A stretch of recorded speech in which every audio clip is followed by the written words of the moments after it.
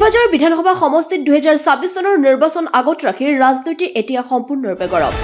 বিজেপিৰ টিকট কোনে পাব এই প্ৰশ্নই এতিয়া সমষ্টিটোৰ প্ৰতিটো গাঁৱে চহৰে চৰ্চাৰ কেন্দ্ৰবিন্দু হৈ উঠিছে।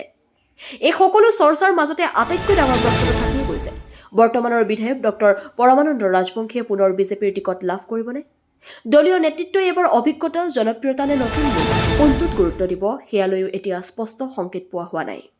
দৰ্শক বন্ধুসকল, বিজেপিৰ ভিতৰত এগৰাকী শক্তিশালী দাবীদাৰ হিচাপে চিপাঝাৰ যুৱ সমাজৰ মাজত বিশেষ জনপ্ৰিয় সেৱামূলক কামৰ বাবে পৰিচিত ডক্টৰ বনমালী শৰ্মা ৰাজনীতিত এটা গুৰুত্বপূৰ্ণ নাম। বিশেষকৈ মুখ্যমন্ত্ৰী ডক্টৰ হিমন্ত বিশ্ব শৰ্মাৰ ঘনিষ্ঠতা ডক্টৰ বনমালী শৰ্মাৰ সৈতে আছে নেকি এই প্ৰশ্নই ৰাজনৈতিক চক্ৰত নতুন সমীকৰণৰ ইংগিত দিছে। কিন্তু এই দৌৰত কেৱল এজনেই নহয়, একালৰ কংগ্ৰেছী আৰু এতিয়াৰ বিজেপি কুলদীপ বৰুৱাৰ সংগঠন ভিত্তিক কাম, দলীয় কৰ্মীৰ সৈতে যোগাযোগ আৰু বিজেপিৰ নেতৃত্বৰ সৈতে নিকট সম্পৰ্ক, এই সকলো দিশত তেওঁ নিজকে আগবঢ়াই ৰাখিছে বুলি দলীয় সূত্ৰই জানিবলৈ দিয়ে। আনফালে NDA মিত্ৰজোঁটৰ AGPৰ পৰা 3বাৰ বিধায়ক হৈ অহা ডক্টৰ জয়নাথ শৰ্মা নীৰৱ নহয়। গাঁৱে গাঁৱে গৈ জনতাৰ মাজত সংযোগ স্থাপন কৰি তেওঁ 2026ৰ ৰাজনৈতিক যুদ্ধৰ বাবে কৌশল সাজি থকা বুলি জানিব পৰা গৈছে। দৰ্শক বন্ধুসকল, চিপাঝাৰৰ ৰাজনীতি এতিয়া একেবাৰে নিৰ্ণায়ক পৰ্যায়ত উপনীত হৈছে।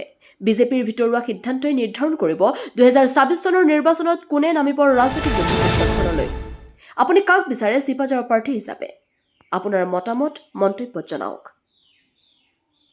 News desk AIM live. যিকোনো খবৰ আৰু বিজ্ঞাপনৰ বাবে যোগাযোগ কৰক 7896121996।